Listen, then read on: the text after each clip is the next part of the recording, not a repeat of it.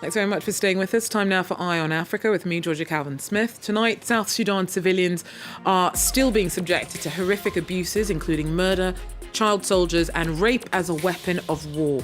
Investigators from the Commission on Human Rights in the country raise the alarm, blaming impunity as a driver of profound rights abuses. Also, we head to Kenya in keeping with this year's digital theme for International Women's Day. The country is renowned for its tech scene, and more women are harnessing the fourth industrial revolution to close gender gaps in the labour market. And African women are increasingly taking up more space in more traditional sectors as well. In Zimbabwe, that now includes cultivation of one of the country's biggest agricultural exports. But before moving on to the day's other stories, France 24 expresses its deep concern following the indictment of its former correspondent and a director in Algeria. According to the prosecutor, the journalist and former correspondent of France 24 in Algeria, Monsef Ait Kassi, was tried on Wednesday in Algiers for financing received from abroad and publication of information harmful to the national interest. Monsef Ait Kassi was arrested on July 28, 2020 and placed in custody before being released and officially accredited by the Algerian authorities.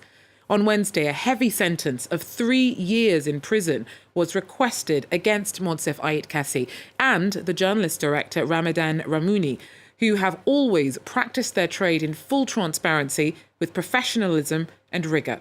Pending the deliberations scheduled for March 22nd, the management of France 24 expresses its deep concern about this indictment, but has confidence in the justice system. It gives its full support to its former teams accredited in Algeria.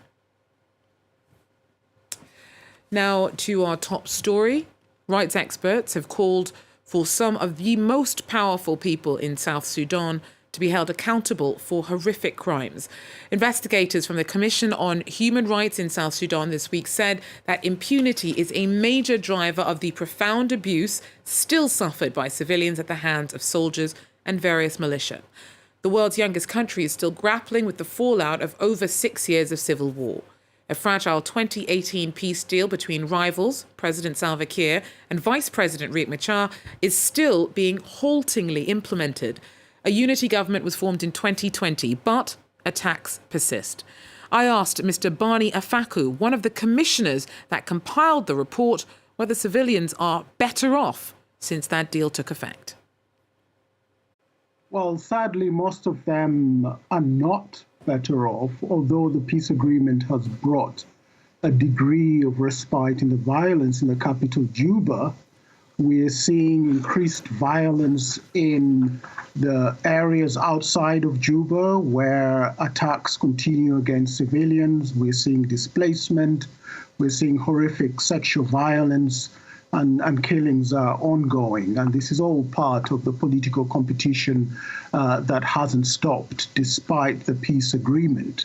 And so, no, civilians are not that better off. Many are still displaced. Many are still in exile in neighboring countries. It's because they don't feel confident to return to South Sudan. And unless something is done about the violence and the targeting of civilians, I'm afraid we will continue to see this degree of displacement and violations.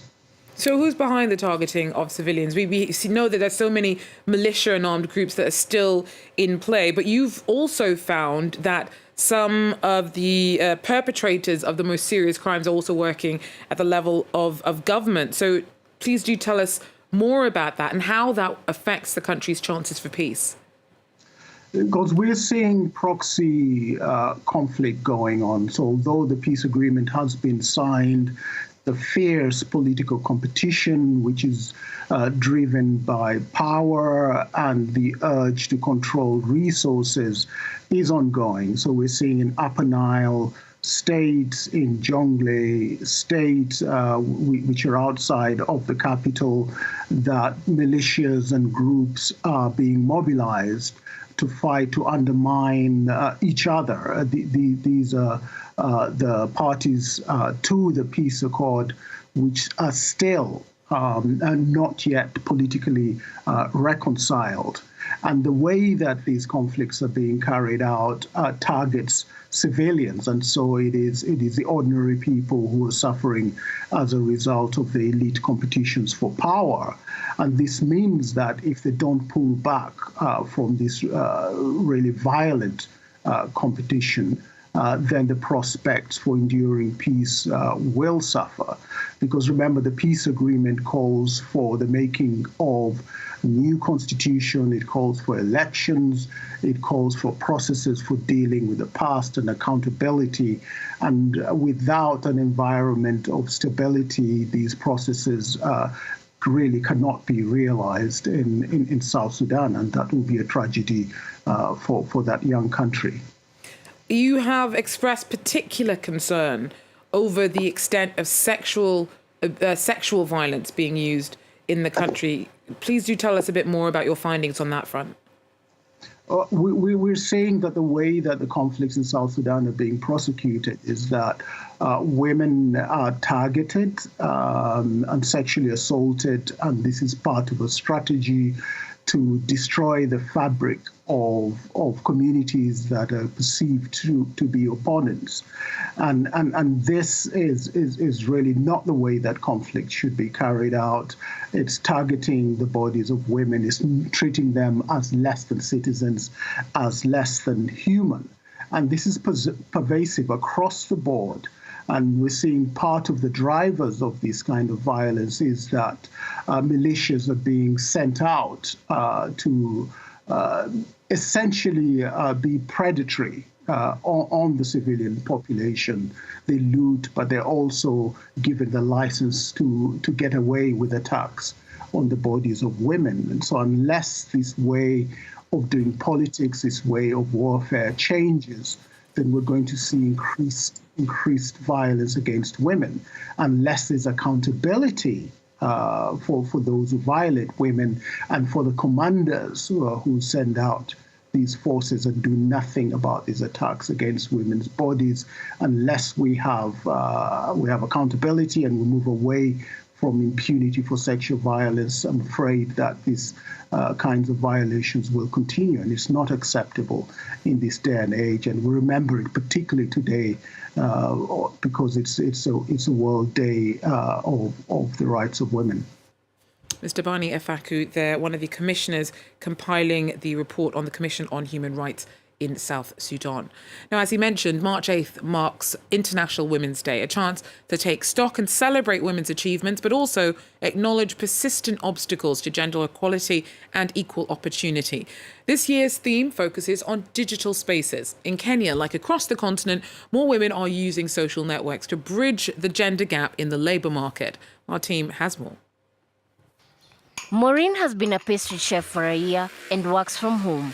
She learned her craft by watching YouTube videos and sells up to 5 cakes a week. We needed an extra source of income in our family, and I usually did baking. So we actually thought, how about monetizing it? We can actually earn something from it. This pina colada flavored cake is sold for 19 euros and will earn her 7 euros. She uses Instagram to share pictures of her work online. Through posting on Instagram, I am able to market my business and I get more clients. Women account for only 37% of formal employment in Kenya. However, they run 62% of informal businesses. It's a step in the right direction that we have a number of women now using the digital channels to market their businesses, to actually undertake trading online. But we can see that countries still have a long way to go. More female entrepreneurs have to enter formal work if the employment gender gap is to be addressed. Organizations like Women in Business help by offering training in skills like how to apply for a loan. Is we identify partners who are able to talk to women about formalizing, registering, having a bank account, doing business in a certain way, so that you're able to scale through the different stages of business growth. The World Economic Forum's latest gender gap report highlights Kenya's recent progress, rising from 16th to 6th place on the continent within a year. Well, across Africa, women are increasingly taking up more space in sectors traditionally dominated by men as well. In Zimbabwe, that now includes cultivation of one of the country's biggest agricultural exports. Michelle Gwatemba used to work in IT. Now, she runs a small tobacco farm north of Zimbabwe's capital, Harare. Her secret to running the business? She tries to make sure that at least 75% of staff are women. Females that have gone into agriculture thrive.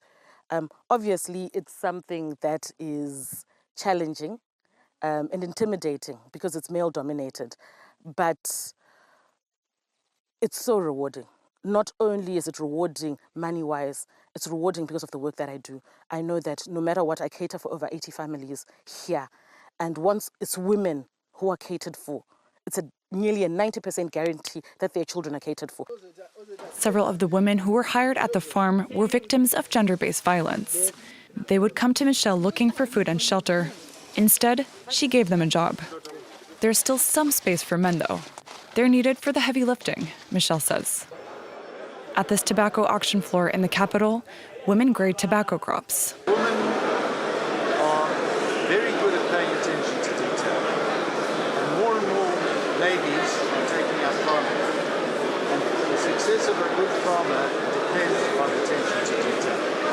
And the way women pay attention to detail, it shows in the quality and quantity of the crops they produce. Tobacco is one of Zimbabwe's biggest cash crops.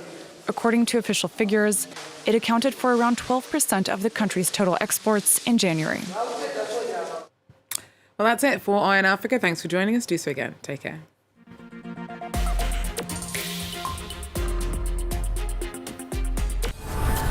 The history of our world is ever-changing. The flow of information is constantly increasing. We cover all subjects.